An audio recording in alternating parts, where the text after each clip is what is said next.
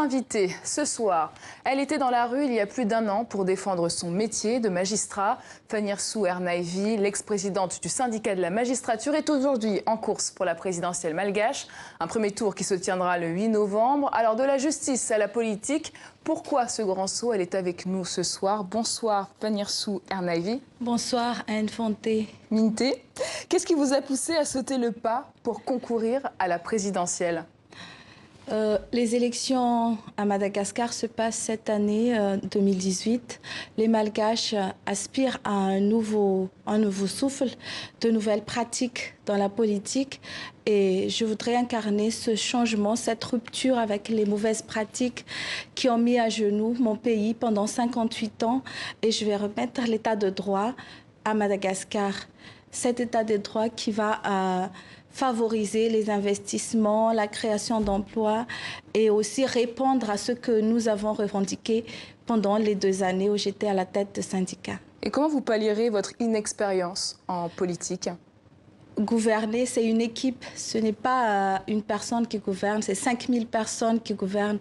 Donc je vais avoir cette équipe de 5000 personnes qui vont gouverner le pays et de techniciens au niveau qui vont assurer chaque domaine de leurs compétences. Pour vous, changer les choses à Madagascar, la seule solution, c'est la magistrature suprême? En revendiquant ce que les dirigeants doivent faire, devraient faire, d'appliquer la loi et respecter on va dire, les règles du jeu qui sont l'état de droit. Maintenant, si vous ne voulez pas le faire, on va le faire nous-mêmes. Alors, estimez-vous aujourd'hui que toutes les conditions seront réunies pour des élections crédibles et transparentes? En effet, les conditions pour une élection crédible et sans fraude ne sont pas réunies. Mais c'est là que j'ai dit, il faut que je me mette dans cette course pour donner vraiment un avertissement à tous ceux qui auront des velléités à frauder encore dans les élections à Madagascar. Nous avons tous les textes où il y a des risques de fraude. Nous savons que la liste électorale est incomplète, la loi électorale donc vous irez quand même aux élections? Nous irons quand même aux élections, malgré tout, et nous allons veiller à ce que personne ne puisse faire la fraude. Alors on va revenir sur votre parcours. Vous avez été à la tête du syndicat de la magistrature pendant 2 ans. Alors votre cheval de bataille, ça a été la lutte contre la corruption. Estimez-vous qu'elle a davantage progressé sous le président Rassano-Nari-Mampiane? Ce régime a été, on va dire, le couronnement de la corruption à Madagascar. Et c'est également pour cette raison que je me lance. Vous avez des exemples, avec comme projet de mettre tous les corrompus en prison.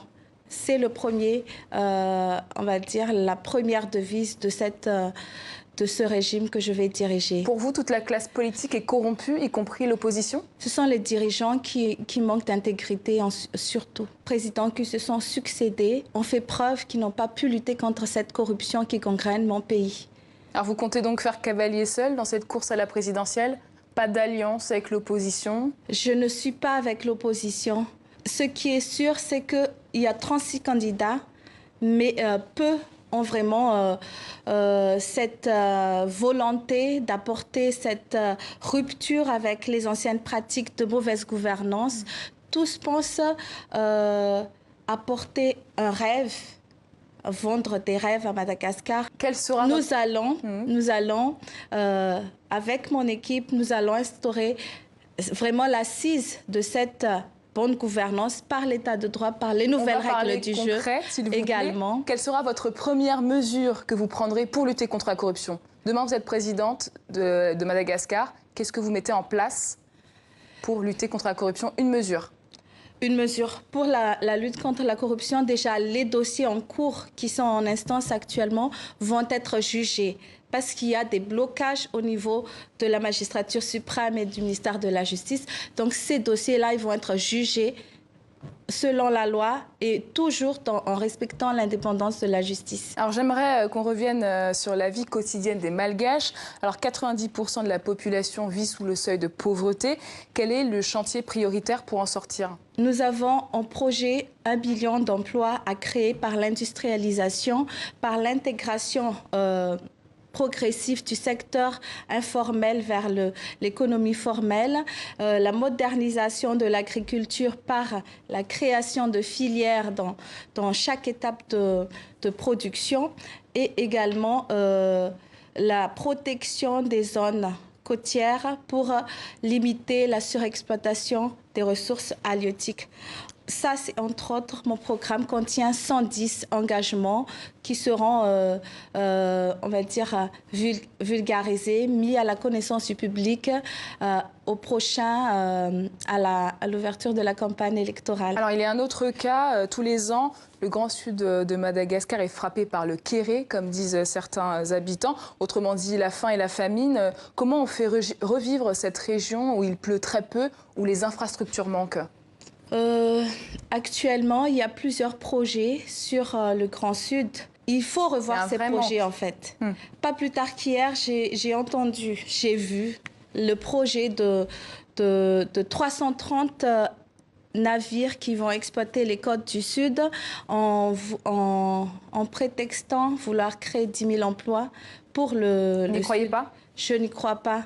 Et donc, nous allons revoir ces contrats, mais également apporter l'électrification et l'eau potable dans le sud pour qu'ils puissent produire eux-mêmes dans l'agriculture et également les infrastructures routières, car cette zone est très enclavée. Merci beaucoup Fagnersou Ernaïf d'avoir accepté notre invitation.